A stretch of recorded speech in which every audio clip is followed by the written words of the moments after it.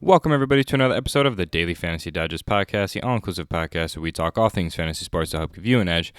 Back today here with a Wednesday slate, 8-game slate here on July 31st. Hope everybody that watched the breakdown yesterday grabbed every piece of information they could because we absolutely crushed it.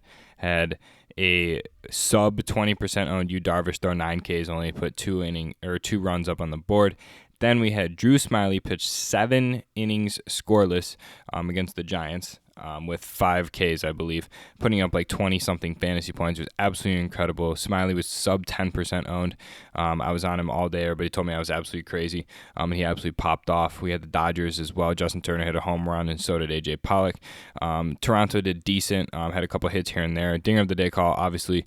Lourdes Gurriel didn't go deep, but provided some good value with a hit, an RBI, and a walk. As well as Randall Grichuk at 3.4K. So all around, just an absolute great day for cashing. So we're looking to continue that going forward here today. So let's jump into this breakdown here. Send you on a way to make some money. So 3 pitches above 10K, and they're all in incredible spots. We have Giolito against the Mets, Berrios against the Marlins, and DeGrom against the White Sox.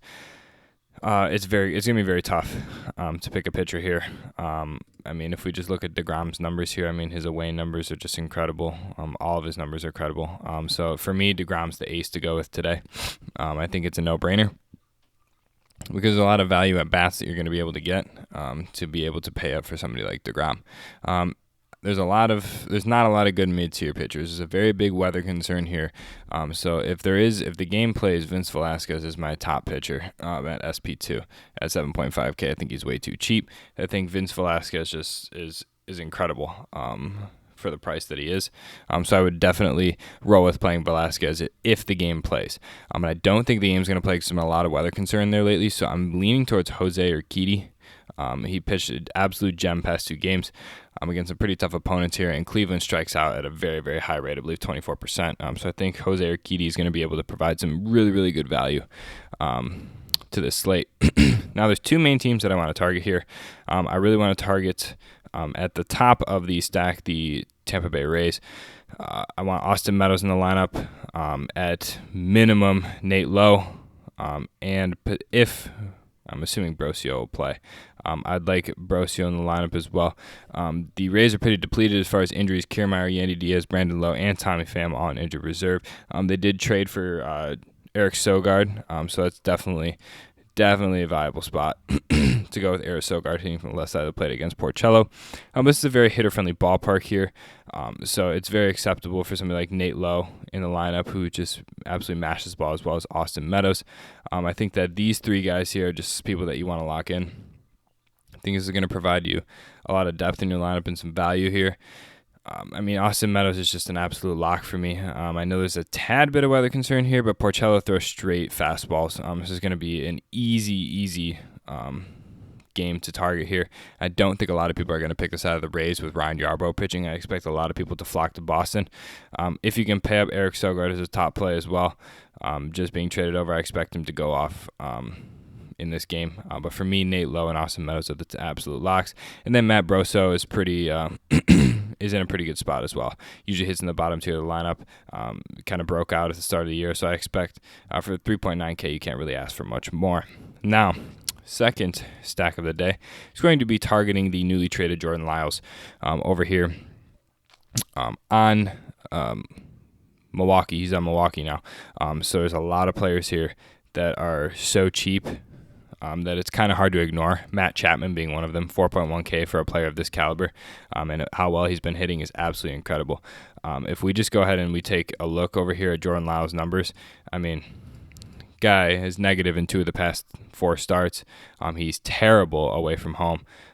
So anywhere he's pitching prior to the first game that he's pitched, he's bound to get rocked. I don't see him lasting too long. I really like Oakland A's here. So obviously Matt Olson's a top play if you can fit him in on my first base if you want to move Nate Lowe out and pick somebody else.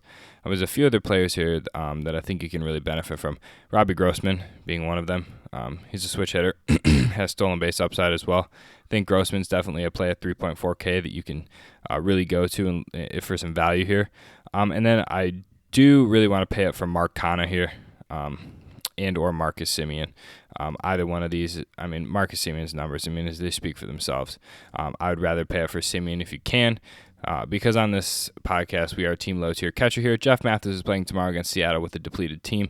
You'll be able to get somebody in for $4,000 here to kind of complete your lineup here, which $4,000 for an outfielder is just super cheap, or it's a lot. So you should be able to easily be able to reach that. I mean, 7 points here in the last game. It reaches value for you with ease.